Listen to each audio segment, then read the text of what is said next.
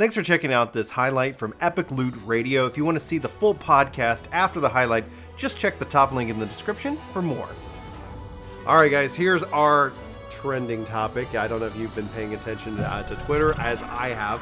There has been a debate raging, and this is kind of important because, and I really want to ask Chaos this, but Rory, I think I'm really excited to see if y'all are in agreement or if we're in disagreement here. Is it okay to support Bioware with the Mass Effect Legendary Edition, especially in the wake of Anthem's demise? Me personally, I'm not. I mean, I'll buy it secondhand from a secondhand shop, so they don't get any proceeds. But I feel what they did with Anthem was so disrespectful to the player base, and they just kept lingering on for a year. At this point, I don't even believe they had any intention to fully materialize. I think they were just leading the community on as much as they could. So for me, I think Bioware has they need to do a lot to win me back at this point. I personally wouldn't be, no. I want to come back to that because I'd like to hear your thoughts on what that reconciliation process would take. Rory, question to you. Is it okay to support Bioware with the Mass Effect Legendary Edition? It's like, I don't even like some of the changes that they're doing where they're changing things to try and give themselves a couple of virtue signaling points where it's like, oh, we're going to remove this shot that emphasizes Miranda's ass, even though it makes perfect sense in the context of the conversation that they're having. But we're going to remove that because, they just want a couple of brownie points. And I think that is dumb. But is it okay to support them? I never look at someone buying a game as supporting a company. To me, supporting a company is buying a bunch of microtransactions or something, in those lines. It's like, I'm someone that looks at things this way, particularly now that I'm 39. I look at things this way. There's only a certain amount of time that you're allowed on this earth. And there's only so much that you're going to be wanting to dedicate that time to being like, oh, I got to fight against the big evil corporations and whatnot. Like, I'll speak out when I think that a company has done something terribly wrong. Like, I think that Bioware did Anthem dirty, and they're going to do Dragon Age dirty as well, because it reveals the complete lack of direction. The fact that they said, oh, this is totally going to be a live service. We have it planned out. It's going to be fantastic. And then suddenly it's like, well, maybe not. It's like, no, okay, you guys have no direction whatsoever on your game plan. You have no idea what you're doing with it. So it's like, I don't think that Bioware deserves anyone's support, but at the same time, if someone is looking at this and going like, oh man, I really want to play Mass Effect Legendary Edition, but I can't support Bioware, it's like, come on, whatever. You want to buy it, buy it. You don't want to buy it, don't buy it. Personally, I would like to buy Mass Effect Legendary Edition, but I'm not going to. In part because I don't want to support Bioware, and at the same time, because of the stupid changes that they're making, make me want to play the game less, because who knows how many of the things that I liked about the game, they're going to change it to get their virtue signaling points or whatever. So I don't feel like shelling out that money, and I don't feel like playing Mass Effect that badly. I love the original Mass Effect trilogy, but I'm not going to be supporting them with this at this point. Maybe with a deep discount or something, I might end up picking it up. But ultimately, it's one of those things that if you want to go and get it, there's going to be a bunch of people that might be like, oh man, they're like chomping at the bit. It's like, just buy it. You only live once. If you want to play this thing, play this thing. Who gives a crap? And if you hate it, make a video on the internet and tell everybody that you hate it. It's a piece of crap. There you go. That's how you break into content creation. This is exactly. Label this because it's like look at it like this. Blizzard is coming out with Diablo 2, and Diablo 2 is a game that really marked my teenage years because I used to live, breathe Diablo 2, and I don't think it's right for people to support Blizzard for only now releasing Diablo 2 because we've been begging for it for like years and years and years. But at the same time, am I not going to play it? No, I'm going to play it. You only live once. So Filio, and hopefully I'm not butchering her name, says EA sell Anthem rights to Sony, and they will make it better. So it's like that kind of ones. I want to kind of highlight that as a kind of a mindset of reconciliation. So it's kind of set a little bit of kind of where I'm coming from, and my opinion is I really enjoyed the first Mass Effect, and I had goals or I had intention to play Mass Effect 2 and 3, and I think I ended up just getting so busy. I was so swamped at work. I was working like 80-hour weeks. Mass Effect 2 came out, and I blinked, and I didn't get on that ship. And then Mass Effect 3 came out, and I was like, oh, I'll get around to 2, and I didn't. And then essentially enough time went on. I was like, I really would like to play that game. It is well respected. People really enjoy that experience. And then all of a sudden start hearing whispers and rumors of a remake or a remaster in that case. And so as somebody who wanted to finish the journey, it's like I definitely feel like I'm probably going to pick it up. I don't know if I'm going to pick it up at release, namely because I don't have time right now to sit. The curse of time. Like I don't have a lot of time right now to sit back and play a single player RPG because it's coming out right around Outriders, right around Final Fantasy 14. You know, like there's all these other things that I've got on my plate. And this is a long one. You wanna take your time with it. If you are gonna get Mass Effect Legendary, you definitely want to take your time with it because it's long and the story there is definitely worth it, despite what people might say about the ending of Mass Effect 3. I'm just like, I enjoyed the journey all the way there. And I actually didn't mind the ending all that much. Some people minded the ending. I'm like, I don't care. I thought it was okay. It was not super mega mind blowing special, but I didn't have too many issues with it. So I mean, but that kind of brings me, and I want to go to Chaos because, like, what is it? How can BioWare be reconciled with the gaming community? Because those who feel like they shouldn't support BioWare aren't wrong. Like, because I don't actually see any opinion on the subject as the wrong opinion. It's, you know, anybody's individual kind of take. And there is this mindset where I kind of feel like when companies mess up, they go on their apology tour by bringing out their nostalgic hits. Like, we messed up. Remember when you loved us? Here is this slice of pie that, you know, like, remember the nostalgia. It's like, and that's kind of, and Blizzard's guilty of it with Diablo 2. You know, it's like, it kind of is almost like this playbook. Well, go back to the hits. Like if a band releases an album that nobody likes, go tour your greatest hits, and you know people will be like, "That's amazing." Is there a pathway forward? What does that pathway look like for you, Chaos? Because just like you and me, like we had hopes for Anthem, and yeah, I feel like they just strung us along until enough time to legally meet some kind of requirements so they don't get sued. Happen. What's your thoughts? Well, that's the thing, you see, because the game was never working properly. Mm-hmm. It's always been broken. And people paid up to 90 quid for the Legendary Edition of that game and never did get a working version of the game. I think those people should be compensated for that. I don't care if you spent 100 hours on that game, 1,000 hours, or 10,000 hours. That still doesn't take away from the fact that they sold a broken game at launch and they never fixed it. Even though they promised to fix it, they never did. And they kept a broken game out there to this day that still crashes and still has a multitude of issues. The servers may still be up and you can play, sure, but I want something in return for being lied to, for being deceived, and obviously I'm not going to get that. So the next best thing for me would be for them to sell the IP to someone else. If they actually do that, I can at least give them some semblance of respect, but they wouldn't do that either, because if they did that, their dirty laundry is going to come out in how bad that code actually was. So and who's in order to to buy save it? There'll be people out there that would want to take it on board.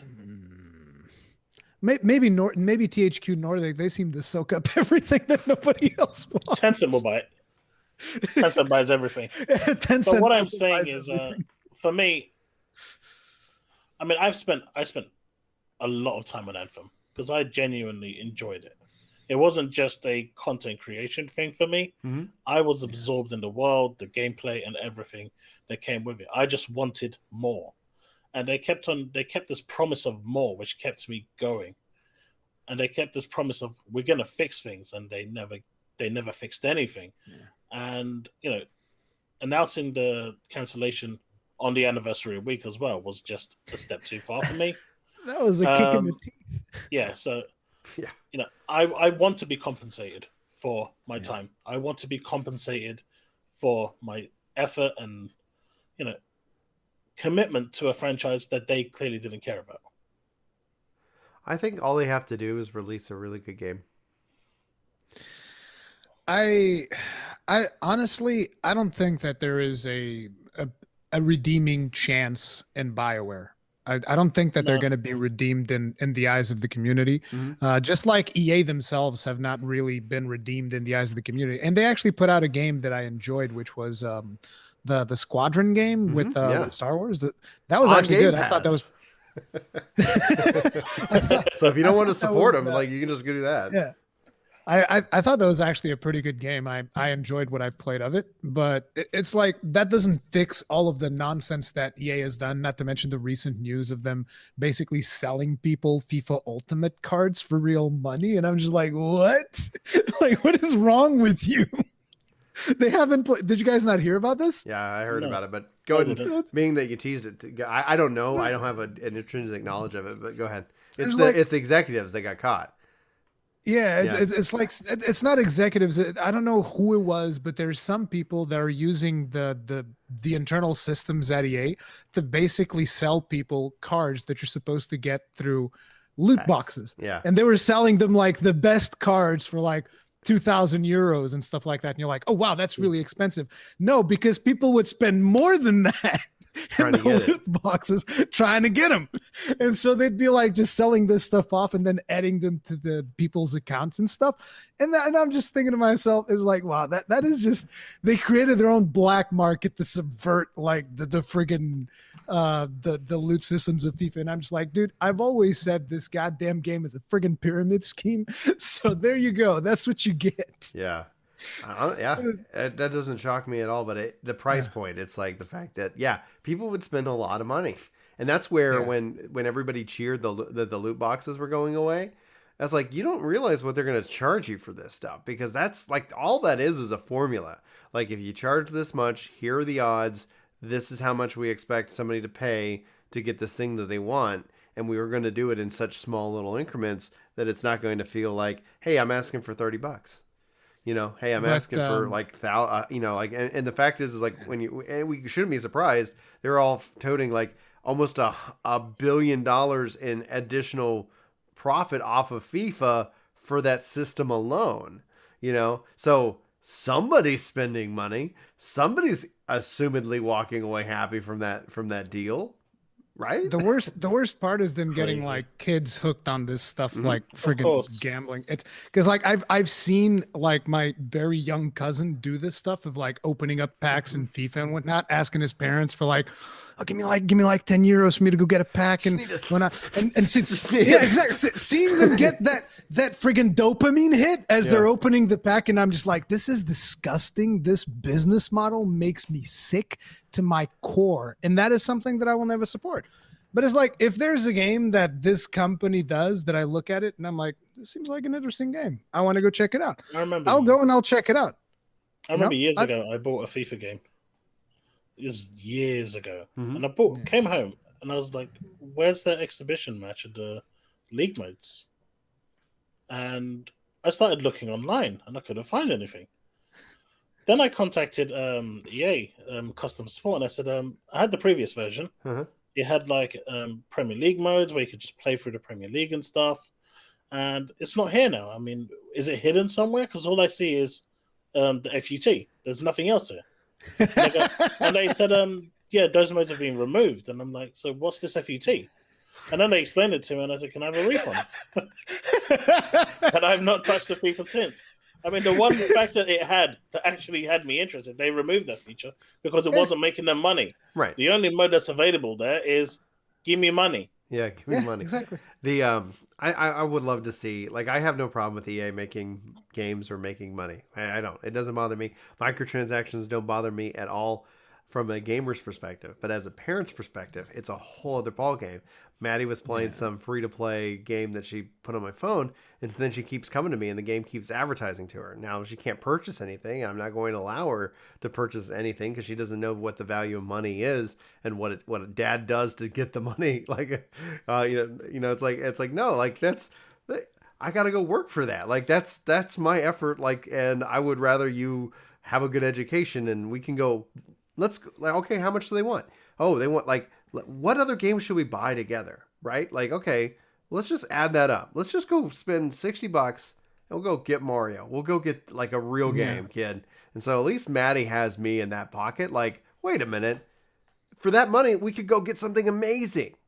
but it's and that does, I think it trains the brain to kind of have that that it should be free because it's being paid for by people who want to whale on it, and again it's like, all right, unless some I don't see any, I don't honestly just don't. I think my goal as a content creator, it's why I created a parents guide, is to create educational content to help educate parents, because people are like, oh, the government should step in, and I go, have you met the government? No. I don't want the government to. I don't want to step in. I don't want them to step in. Like, I don't want. I'm not making the argument that they will or should. I'm saying that that's what the argument people are making. No, it's like, but it's right. so funny. It's so funny when people think of the government as like, oh no, the government's this entity that's going to come in here and it's going to fix all this corruption. Nope. No, the government's going to come in here to get their cut. Yeah. They don't give a crap about stopping it. Wait a minute, you're making how much money? You gotta wet the bill. Let's go. It's a racket. It's a racket, dude. The government's a racket. Well, they just come in and they're like, we just want our cut. They only make it worse. And it's like people make that. And then the other side of it, let's say for some miraculous ability that they had the ability to do that and it worked. It's going to be in 20, 35 billion years from now. Like, it's like, it's like the best thing you can do is to educate yourself, to take, like, because you can only control yourself. In my case, like I got with my kids, educate my kids on what it means. And and it's like, that's unfortunately the solution, because there's too much money to be made. And it's, and then this kind of all fits with the subject. If you have a personal boycott, if you want to be a part of a movement and you want to do that, like, I fully support you and I encourage you to take a stand and set your values and set your rules. However, just know you're alone. Like, in that regards, like, even if there's like 1 million people, like, there's 20 billion that are just funneling money down the line. And so you just have to make that personal choice. You should voice, but you're not going to change anybody's mind by yelling at them. Be inviting. Be like, I don't really buy EA games, or I really don't buy Bioware games anymore. Oh, why? Well, they have these policies and these practices that are really just corrupt.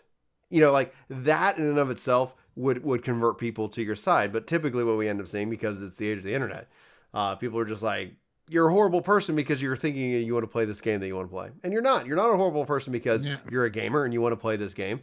Your $60, I guarantee you, doesn't make a dent. Your non-$60 ain't going to make a dent. What's going to make a dent, figure out where you stand, figure out who you are, and be inviting and not preachy in that regards. As I preach, here's how we do it, guys. Let me just be a hypocrite. So, let me explain to you how we do things around here. I mean, and it's like, I don't know. That's why I thought this was like an interesting topic, because it's got so many layers. Yeah, go ahead. But it is one of those things that, like, from a personal perspective, I don't like what BioWare has done, and I don't think that BioWare can be redeemed at this point, no matter what they do. Right. But ultimately, if I want to play Mass Effect Legendary Edition, I'll play Mass Effect Legendary Edition. That's my business. Yeah. Cass, any final thoughts on that? I'll just pick it up secondhand. Yeah. There you go. And just don't buy any microtransactions, and there you go. That's one thing that I would say. You should definitely not support a company through microtransactions, because you can still play the games without giving them money through microtransactions, because that's where they get the real money. Of the course, microtransactions is where they really, Keyboard warrior. One second. I like this. Keyboard warriors need to tone down and actually use their little melon before typing. It's so easy to respond though. Like, like thinking through, it's so easy to be kind of like, and the thing is, we've also found ways to monetize the hot takes. I even have a series called Hot Takes that aren't really hot takes. They're like, I try to put some thought and research into it, but it's just funny because that's also a term that people like. People like the emotional response. People love the emotional roller coaster. And like, look, I have, I think, like 6 or 7 videos talking about the fall of Blizzard, because I was an old school Blizzard fan. Yeah. And when they did the Diablo Immortal nonsense and the news that started coming out after that, I report on every single one of those things, because it really disappointed me. Yeah. Like, it was one of those things where you just become aware, like, this company is just in such a bad shape. Like, what have they done? Are you excited about the new company? Like, What new company? The one, and I forget his name off the top of my head, and that's why I didn't mention the studio name. Damn it, you called me out of my... Vicarious Visions? No, it's not Vicarious Visions. The guy who created Blizzard, created a new company in the same spot. I know. Yeah, I know. And then a lot of Blizzard people are like, I want to go work with this guy, not with this guy. Yeah, I know exactly who you're talking about, but I don't remember the actual name of the studio. I hope to God he doesn't like ask like a follow up. No, I haven't committed every little thing to get to my memory for these shows, so it's like, all right, all right, Chaos. Where can people find you? What you got coming up? What are you? Dreamhaven. Dreamhaven, thank you. Yes. I could have Googled it. I should have asked more of a leading question. So I'm like, yeah, exactly. And then Google it real quick. Exactly. Excellent. I hope that you really enjoyed that highlight, and I hope that you check out the full podcast. Again, link is in the description. Thanks for being here, and I hope you have a fantastic day, you wonderful, beautiful individual.